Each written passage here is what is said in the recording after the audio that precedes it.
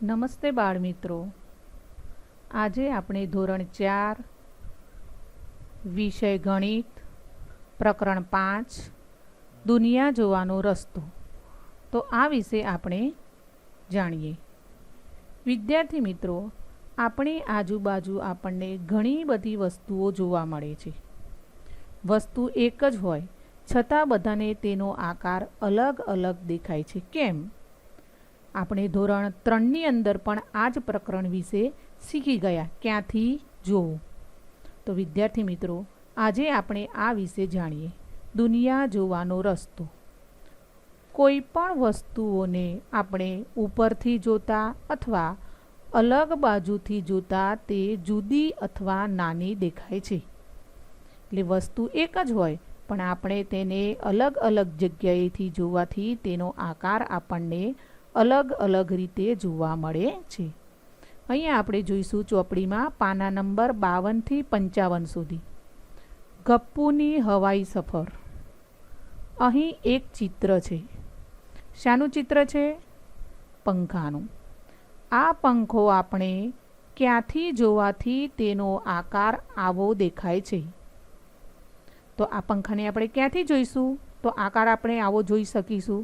તો આ પંખાને આપણે નીચેથી જોવાથી તેનો આકાર આપણને આવો દેખાય છે। એટલે કે જુદા જુદા સ્થળ અને અંતરથી જોતા તે જુદા જુદા આકારની કે નાની દેખાય છે। શા માટે? ગપ્પુ જગ પર પડેલું ચીજ જોઈ શકે છે, પણ ચીંકી શા માટે જોઈ શકતી નથી? ચીજ જગની ઉપર મૂકેલું હતું।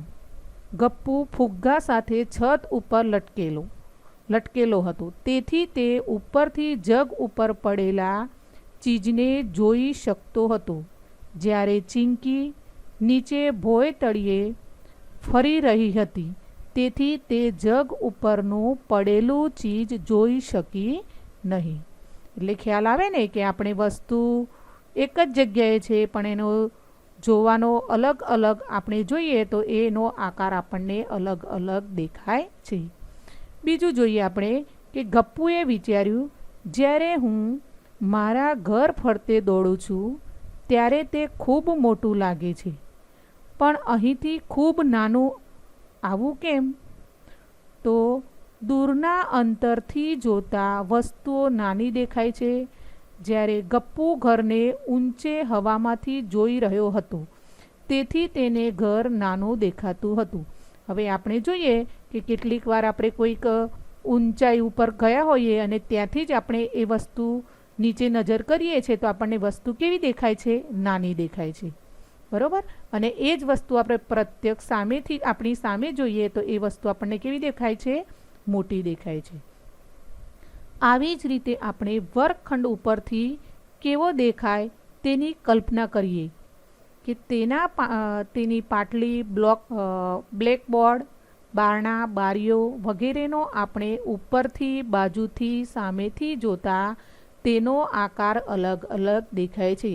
આપણો ક્લાસરૂમ છે તો એ જ રૂમની અંદર આપણે અલગ અલગ ખૂણા ઉપરથી આપણે જોઈએ તો આપણને બેન્ચનો છે, બોર્ડનો છે, પંખાનો છે, દરેકનો આકાર આપણને કેવો દેખાય છે?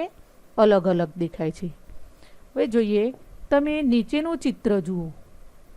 શા માટે વસ્તુઓ આ છેડેથી મોટી અને પહોળી જ્યારે સામેના છેડેથી વસ્તુ નાની અને સાંકડી દેખાય છે? હવે તમે બંને ચિત્રો જુઓ। પહેલું ચિત્ર છે રેલવેના પાટા છે અને બીજું ચિત્ર છે મીણબત્તીનું। હવે આપણે જોઈએ કે રેલવેના પાટા હવે આપણે સામેથી જોઈએ છીએ તો પહેલાં કેવા લાગે છે? આપણે પહોળા લાગે છે અને આગળ જતાં તે કેવા લાગે છે? સાંકડા લાગે છે। એવી જ રીતે મીણબત્તી પણ જુઓ, આગળથી આપણને કેવી લાગે છે? પહોળી, અને આગળ જતાં કેવી લાગે? એ સાંકડી। તો આવું કેમ બને? તો પરિપ્રેક્ષ્ય વિકૃતિને કારણે, એટલે કે આપણી જોવાની દ્રષ્ટિને, જગ્યાના કારણે વસ્તુનો જે છેડો આપણી નજીક હોય તે પહોળો અને મોટો દેખાય અને જે છેડો દૂર હોય તે સાંકડો અને નાનો દેખાય છે।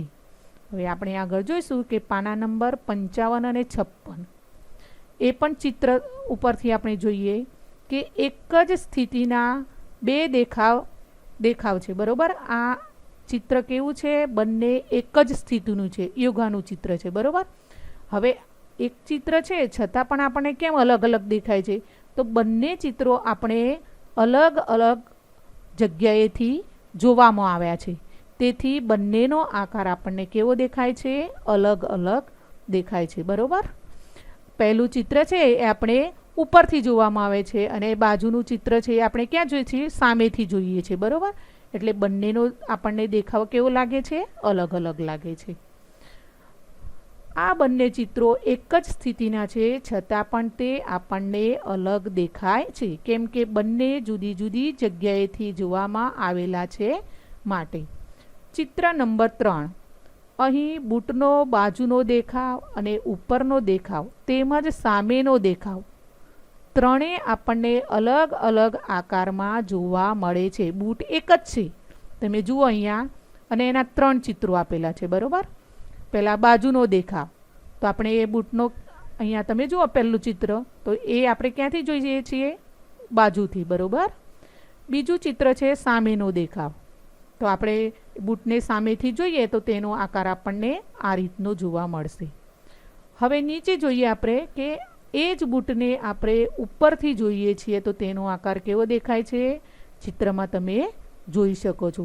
એટલે બૂટ એક જ છે પણ એને 3 જગ્યાએથી અલગ અલગ રીતે આપણે એને જોઈએ છીએ, એટલે ત્રણેયનો આકાર આપણને અલગ અલગ જોવા મળે છે. ગપ્પુના ઘર પાછળનો બગીચો. હવે આપણે જોઈશું પાના નંબર 57 ઉપર. એ પણ ચિત્ર જ આપેલું છે કે આખા ગપ્પુના ઘરનો પાછળનો બગીચો છે. તો હવે આ બગીચાના આધારે આપણે કેટલાક પ્રશ્નોના જવાબ જોઈએ.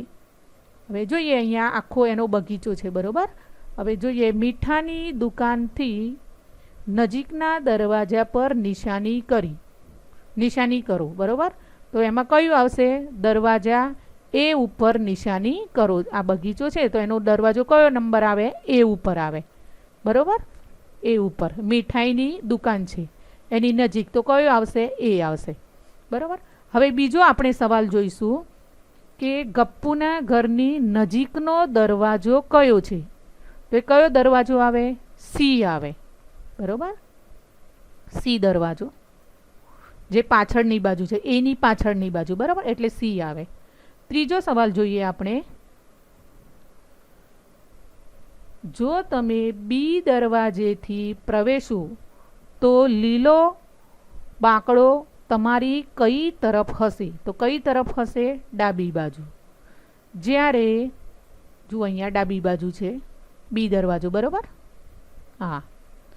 હવે આપણે ચોથો સવાલ જોઈએ. જ્યારે સુહાસિની બગીચામાં પ્રવેશી ત્યારે ફૂલનો ક્યારો તેની જમણી તરફ હતો, તો તે કયા દરવાજેથી પ્રવેશી હશે? તો કયો દરવાજો આવે? દરવાજા ડી નંબર આવે, બરોબર. ડી ઉપર આવશે, જુઓ અહીંયા દરવાજો ડી નંબર આવશે. હવે આપણે જોઈએ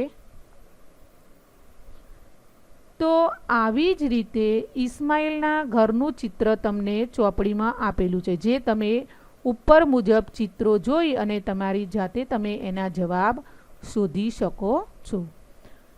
ગિલબી અને મોટું ખોખું. હવે અહીંયા પણ એ જ રીતનું ચિત્ર આપેલું છે. એ ખોખા ઉપરથી આપણે કેટલાક પ્રશ્નોના જવાબ મેળવવાના છે. જુઓ, અહીંયા આપણે અનુમાન કરવાનું છે કે આ રીતનું બોક્સ હોય તો એની આગળ પાછળ કઈ રીતનું આવે.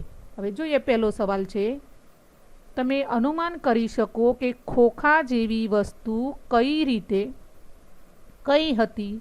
તો તે ખોખા જેવી વસ્તુ કઈ હોય? પાસો. રમવાનો પાસો આવે ને, તો એનો આકાર આપણને કેવો જોવા મળે છે? બોક્સ જેવો, ખોખા જેવો જોવા મળે છે. 5 અંકની વિરુદ્ધ દિશામાં કયો અંક હશે? જુઓ, 5 નંબર છે, બરોબર. તો એની વિરુદ્ધ દિશામાં કયો અંક આવે? 5ની પાછળ, તો ત્યાં કયો અંક આવશે? 2, બરોબર. 2 અંક હશે. જુઓ, પાસાની સામસામેની દરેક જોડનો સરવાળો 7 થાય છે. તેથી 7 ઓછા 5 બરાબર 2 થાય, એટલે 5ની વિરુદ્ધ કયું આવે અંક? 2 આવે, બરાબર. હવે ચિત્રના તળિયે કયો અંક હશે? એ જ પણ ચિત્રના તળિયે 6 અંક હશે. 7 ઓછા 1 બરાબર, એટલે નીચે કયો આવે? 6 આવે. ઉપર 1 છે તો એની વિરુદ્ધ દિશામાં કયો અંક આવશે? 6 આવશે નીચે, બરાબર. જો ગિલબી 5 અંકથી ડાબી તરફ વળે તો કયો અંક જોઈ શકે? તો તે કયો અંક જોઈ શકે? તો 1, બરાબર. 5ની ડાબી તરફ વળે તો એ 1 અંક જોઈ શકે. જો તમે તે ખોખાને ખોલશો તો તે કેવું દેખાશે? હવે જે બોક્સ હતું એને જ આપણે આખું ખોલી નાખીએ. જો આપણે આગળ જોઈને ચિત્ર પ્રમાણે, તો અહીંયા જે આપણે A, B અને C છે, તો એમાંથી કયું સાચું હોય? તો એ નંબર આવે. તમે જુઓ 1 આપ્યા છે, 5 છે, આખું ક્રમ પ્રમાણે છે. જે બોક્સ હતું એને ખોલવામાં આવ્યું છે, એટલે જવાબમાં કયું આવશે? એ આવશે, બરાબર. હવે આપણે જોઈશું આગળ. તો અહીંયા આપણું આ પ્રકરણ પૂરું થાય છે. હવે આપણે કેટલુંક સ્વાધ્યાય કાર્ય જોઈએ. વસ્તુઓને જુદા જુદા સ્થળ અને અંતરથી જોતા તે કેવી દેખાય છે? આપણે આગળ જોયું. તમે ચિત્રો ઉપરથી ધ્યાન દઈને જોશો તો તમને એના જવાબ મળશે. નજીકથી અને દૂરથી જોતા ગપ્પુને તેનું ઘર કેવું લાગે છે? આપણે વસ્તુથી દૂર જઈએ તેમ વસ્તુ આપણને કેવી લાગે છે? ગપ્પુના ઘરની નજીકનો દરવાજો કયો છે? જે ચિત્રની અંદરથી જ તમને જવાબ મળશે, બરાબર. તિજોરીને સામેથી જોતા નીચેનામાંથી કયું ચિત્ર યોગ્ય જણાય છે? હવે તમે જુઓ કે નીચે 3 ચિત્ર આપેલા છે. તો સવાલમાં તમને શું પૂછ્યું છે કે સામેથી જોતા કયું ચિત્ર દેખાશે? અ, બ કે ક, બરાબર. તો એ તમે તમારી જાતે શોધી અને તમે જવાબ લખી શકો છો. અહીંયા આપણું આ પ્રકરણ પૂરું થાય છે. નમસ્કાર.